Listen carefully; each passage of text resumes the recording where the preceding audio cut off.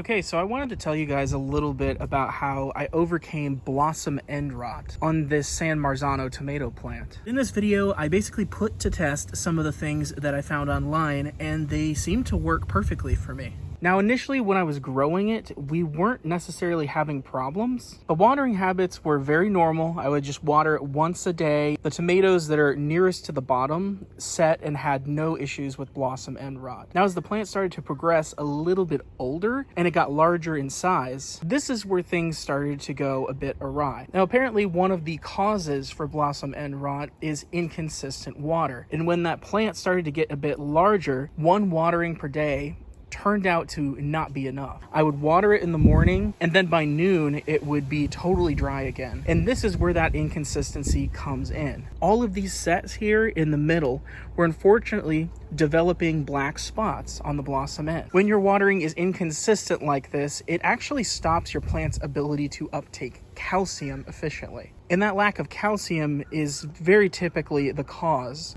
And alongside the watering schedule, I also changed a few other things. And that leads me to the other cause of blossom end rot, which is actually too much nitrogen. Now, originally when I was fertilizing this plant, I was doing it about once a week, and I would have my micronutrients and I had my bloom booster fertilizer, but I was also throwing in 2 teaspoons of urea, and I think that just pushed the nitrogen levels a bit over the edge. This plant was receiving nitrogen in what I would consider to be a high amount based on the color and the growth rate. With lack of calcium, inconsistent watering, and too much nitrogen considered, I backed off of the urea in the fertilizer mix, started watering twice a day, and added a little extra dose of micronutrient liquid fertilizer during the waterings to introduce a little extra calcium. Now, I did want to throw in a note here and say that the calcium issues are typically not from a lack of calcium. It's very commonly from inconsistent watering that the calcium is unable to be absorbed properly, as well as a variety of other imbalances that can cause that problem with calcium uptake. Most of the time, you do not have to add calcium to fix this problem.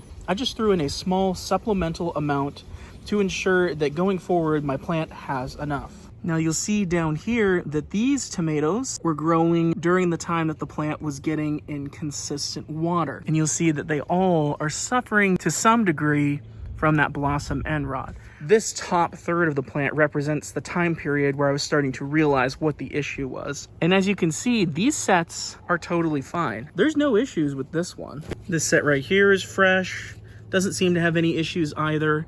Same for this set right over here to the side. This one developing here is totally fine. This is actually, believe it or not, the first time I've ever had blossom end rot issues with my tomato plants. But this is also the first year that I've actually done some experimenting with chemical fertilizers. And considering I don't have a lot of experience using those, I can see how it would be very easy for me to make some mistakes in that department, alongside the watering being kind of messed up initially. So there's probably some other things that could potentially cause it, but these 3 things that I've mentioned seem to be the key factors that were causing the issues specifically for me.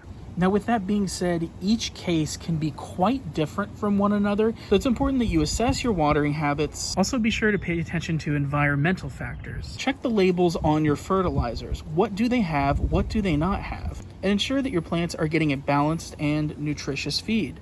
Hope you guys enjoyed this video, and I hope it actually helps some of you other amateur gardeners like myself out there who are just looking to fix a nagging problem that you have going on out in your garden.